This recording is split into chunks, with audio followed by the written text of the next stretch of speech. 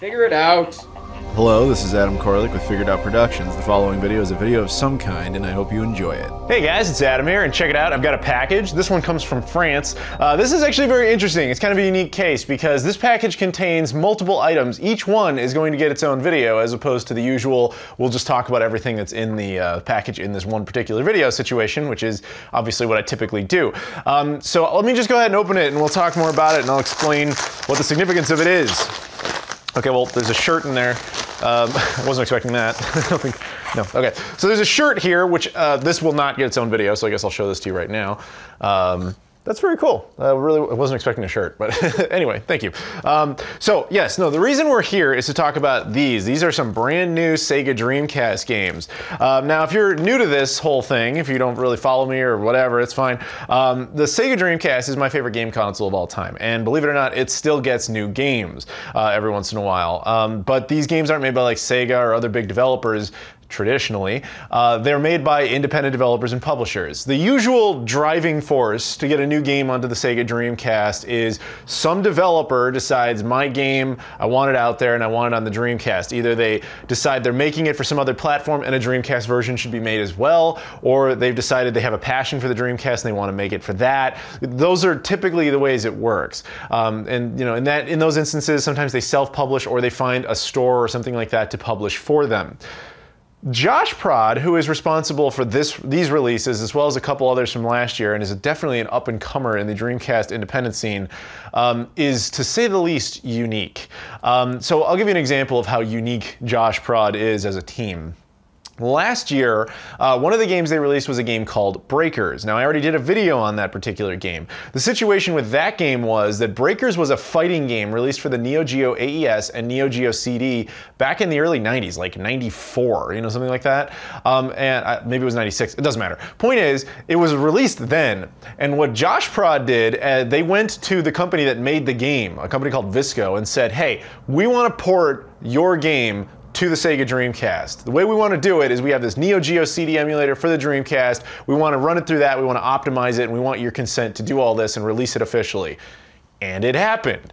So as a result, you got at a one time anyway, big release game now making its way to the Sega Dreamcast. So I've talked to the guy who runs JoshProd, who incidentally his name is not Josh, and he's told me some of the stories about how some of these games came to be, including the ones that are sitting in front of me.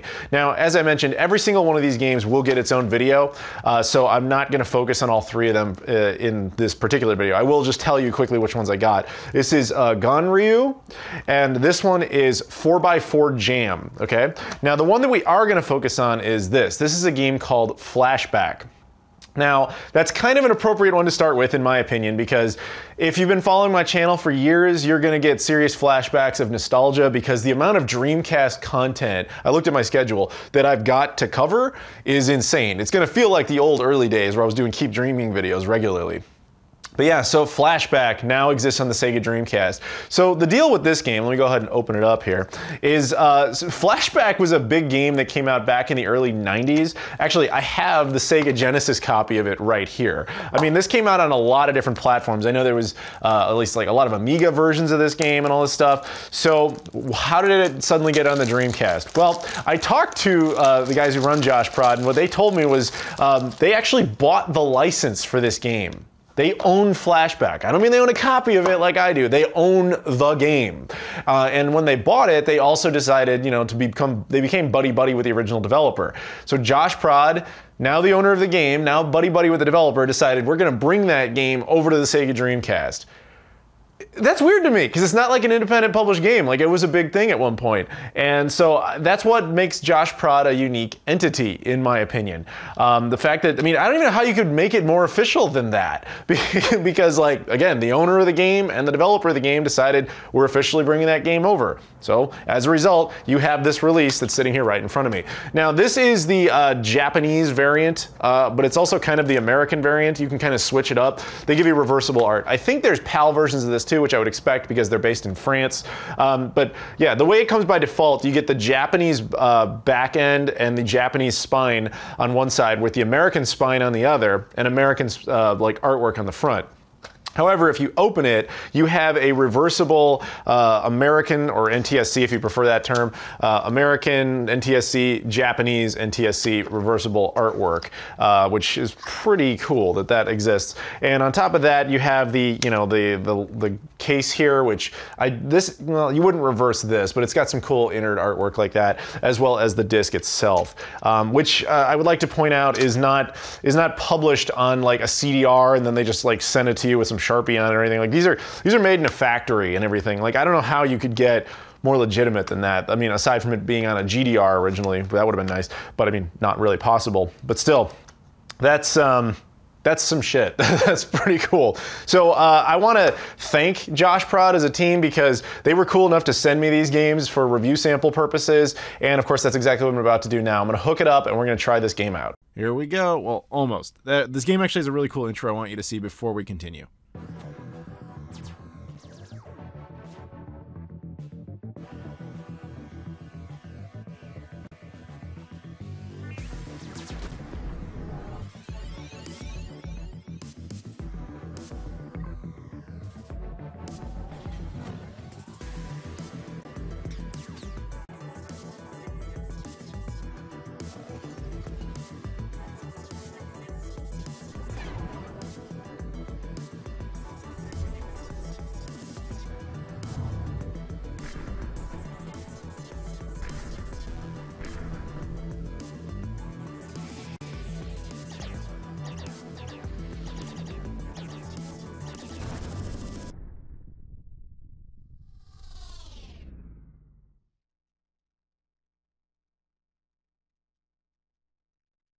So that intro is pretty cool, huh? I really like that. That's nice smooth animation. It looks pretty good.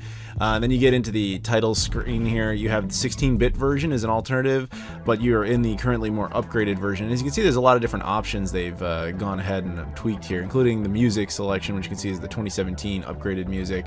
And there's a bunch of other things, including there's the CD-ROM version of the cutscenes and the regular version. To be honest, I'm not totally sure what the difference is. I went with CD-ROM, and this definitely looks like some kind of 90s CD-ROM type of cutscene. So I'm guessing that's what that is. So to be honest with you, Flashback is not my game. And what I mean by that is, I do remember playing this back in the day. And yeah, the guy bouncing off the wall like that, that's kind of metaphorical from my experience with it. I kind of had forgotten what this game was like, and to be honest, it's not a game I particularly enjoy. There's a reason other people like it. But it's a lot of trial and error, and as you can see based on that, it's a lot more error than anything else, at least in my case. Now, that said, if I spent a lot more time with it, I probably would enjoy it more, but to be honest, I wasn't, it's a hard game to get footage of, especially because, especially when you're trying to figure it all out, because it's like an interactive action-adventure puzzle type of thing, and I don't know, I was not doing it well, and I'm sure to anybody who's ever played Flashback and likes the game, this is probably irritating as hell to watch, and I apologize for that. But the thing I want to say is that the game, you probably already have some sort of opinion on it. It is well regarded for a reason, but it's also frustrating for a reason. And yeah, I don't know, it's just not my type of game, to be honest with you. And I'm guessing you probably already have an opinion on this game if you've ever heard of it before. So what I can say is that this particular port is actually high quality. Hey, it's me. Hi, Conrad. You must be wondering how you recorded this message without remembering it. Good question, but it would take too long to explain, and time is short. If you want to save your hide, you must contact your old friend Ian in New Washington. He'll explain it all there. Good luck, and watch your back, because it's my life you're playing. Sorry about that, I just kind of wanted to let the cutscene play out since it was actually the game talking to you. But yes, the quality of this port is well done. They actually have a lot of enhancements to the game, as we saw some before. This is not in any way like buggy or anything like that. It's competently prepared, but I think that's something that's going to appeal to people who actually already like this game or like games like this. And to be honest with you, I don't think I'm in that group. It looks really nice. It runs really smooth. I mean, on the Dreamcast, it runs through VGA and everything, and it runs very cleanly and all that stuff, but I don't know. I found the controlling to be a tad clunky, again, this might be one of those things where I have to get more used to it. I don't know. And as you can see, I'm just kind of like running around like an idiot trying to get used to the controlling, because sometimes he can and can't jump, sometimes he can and can't make the run and jumps, and I died a lot. And like, look at this. This was me just kind of like, you know what, fuck it, I'm giving up. So that was kind of my experience with it. I'm not saying it's a bad game, I'm just saying it's not my game. So I don't know. Hopefully if you guys like it, you check it out, link in the description. Thank you very much to JoshProd. Thank you guys for watching, and I will see you all later.